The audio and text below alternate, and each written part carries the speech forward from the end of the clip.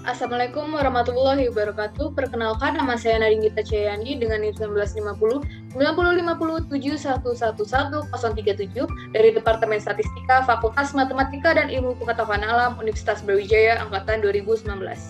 Video ini dibuat untuk memenuhi penugasan kewirausahaan kelas H. Sukses penjualan kunci wirausahawan. Daftar isi, yang pertama resume materi dan yang kedua daftar pustaka materi. Pengantar. Sukses penjualan merupakan kunci wirausahawan, karena sebagus apapun produk yang dimiliki oleh wirausaha, jika tidak memiliki proses penjualan yang bagus, maka penerimaan yang didapatkan oleh perusahaan sedikit atau bahkan tidak untung, karena proses penjualannya yang terhambat. Yang pertama, resume materi. Penjualan sebagai profesi, talent. Penjual harus memiliki talenta mengenai hal pembawaan diri saat melakukan penjualan.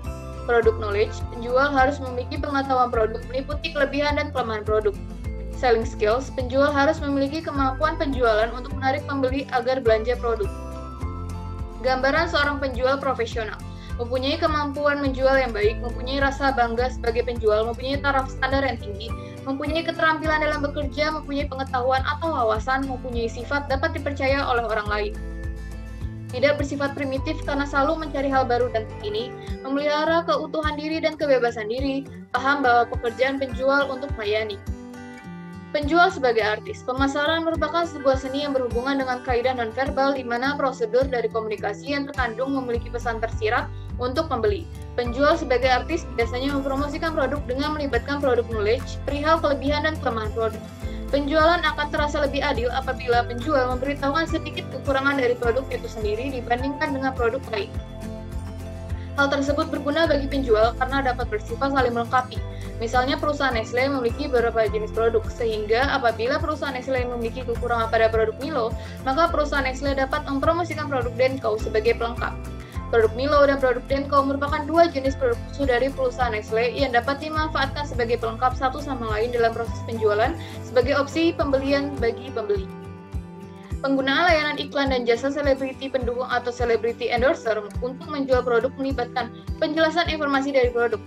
Misalnya, Ellie Goulding mempromosikan produk Pantene dan Gigi Hadid mempromosikan produk Maybelline. Penjual sebagai saintis. Ketika produk-produk memiliki kekurangan, kerusakan, perlu perbaikan, atau bahkan perlu perkembangan, maka penjual sebagai salah satu pembuat ide. Penjual sebagai saintis berhubungan dengan produk knowledge perihal kekurangan dan kelebihan dari produk saat proses penjualan.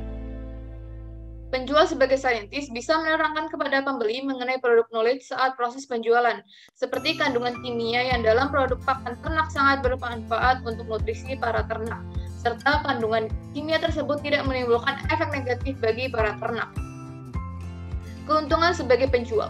Gaji yang diterima cukup tinggi, lebih bebas dalam bekerja, berpeluang untuk berkembang luas, kepribadian lebih berkembang, wawasan dan relasi bertambah, sifat tanggung jawab yang tinggi. Sedangkan kelemahan sebagai penjual, waktu tinggal di rumah berkurang, kekuasaan lebih berkurang, pekerjaan dapat bersifat monoton. Konsep penyelesaian masalah penjualan, experiential oriented approach.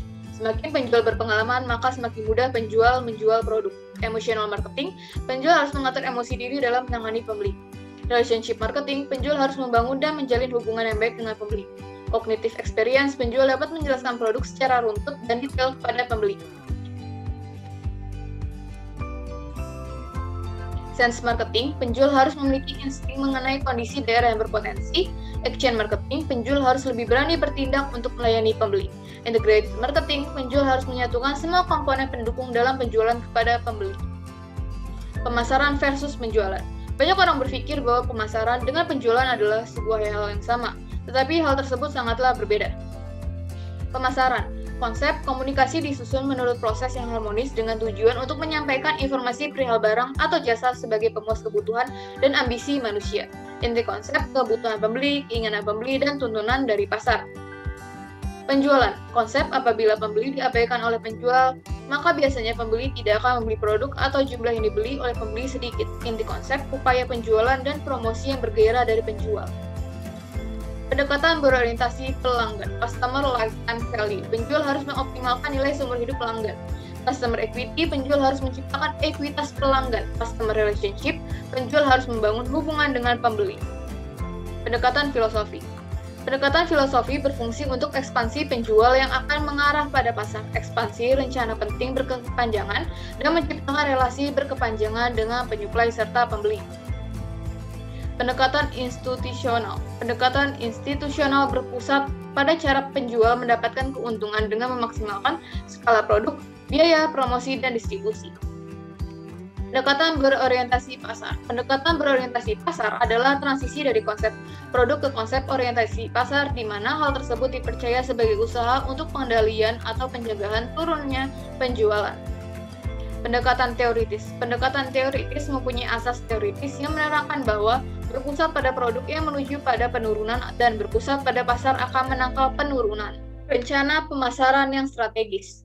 Keseluruhan keputusan pasar, keputusan perihal produk, keputusan perihal harga, keputusan perihal tempat, dan keputusan perihal promosi. Bauran pemasaran. Yang pertama harga, yang kedua tempat, yang ketiga promosi, dan yang keempat produk. Keseluruhan keputusan pasar. Keseluruhan keputusan pasar berhubungan dengan analisis perihal. Yang pertama target atau sasaran dan keperluan pembeli. Yang kedua lingkungan kompetitor. Instrumen dalam bidang agribisnis untuk menetapkan keputusan pasar melalui yang pertama riset pasar, yang kedua segmentasi pasar, yang ketiga penetrasi pasar. Pola penyerapan produk. Produk masuk ke pembeli dapat dengan cara opinion leader di dalam inovasi produk di mana tokoh tersebut terkenal, memiliki pengaruh dan memiliki pengikut seperti artis dan pejabat. Opinion leader digunakan ketika produk baru ingin dipromosikan kepada halayak umum di mana istilah opinion leader di masa sekarang yaitu endorsement. Pola penyerapan produk. Innovators 2,5% bagaimana media sosial yang berkembang akan berdampak pada halayak umum. Early adopters 13,5% media sosial tingkat lanjut integrasi dan keterlibatan kembali. Early majority 34% cara terbaik untuk menyelaraskan media sosial dengan strategi bisnis dan pemasaran. Late majority 34% cara kerja media sosial. Laggards 16% media sosial adalah buang-buang waktu. Siklus hidup produk berdasarkan penjualan dan waktu. Yang pertama ini adalah pengenalan, yang kedua pertumbuhan, yang ketiga pendewasaan, dan yang keempat penurunan. Siklus hidup produk. Pengenalan, produk diluncurkan, penjualan tumbuh lambat, dan penggunaan iklan informatif tidak untung. Pertumbuhan, penjualan mulai tumbuh pesat, iklan persuasif dapat digunakan, dan keuntungan mulai datang. Pendewasaan, penjualan meningkat, pengeluaran iklan tinggi untuk bertahan, dan keuntungan akan mulai turun. Penurunan, penjualan akan turun, penggunaan iklan dikurangi, dan produksi dihentikan di masa depan. Metode penetapan harga. Berdasarkan biaya, berdasarkan jenjang pasar, berdasarkan ROI, berdasarkan daya serap pasar, berdasarkan harga kompetitor, berdasarkan potongan harga, berdasarkan KTO, berdasarkan loss leader pricing, berdasarkan harga penetrasi, berdasarkan harga psikologis, dan berdasarkan harga bergengsi. Promosi pasar pembeli. Tujuan promosi. Menjual produk atau jasa dalam jumlah yang banyak. Bauran promosi. Bauran promosi merupakan perpaduan dari iklan, usaha, penjualan per individu, publikasi umum, dan program pendukung penjualan. Tempat, strategi, terkait dengan kenyamanan pembeli dan disesuaikan dengan segmentasi pasar. Contoh, produk dari minuman dengan target pembeli mahasiswa, maka strategi tempat dirancang oleh penjual seperti nyaman untuk nongkrong dan terdapat wifi. Yang kedua, daftar pustaka materi. Berikut adalah daftar pustaka yang digunakan dalam materi berikut ini. Sekian penyampaian materi yang telah saya sampaikan. Kurang lebihnya mohon maaf. Terima kasih. Wassalamualaikum warahmatullahi wabarakatuh.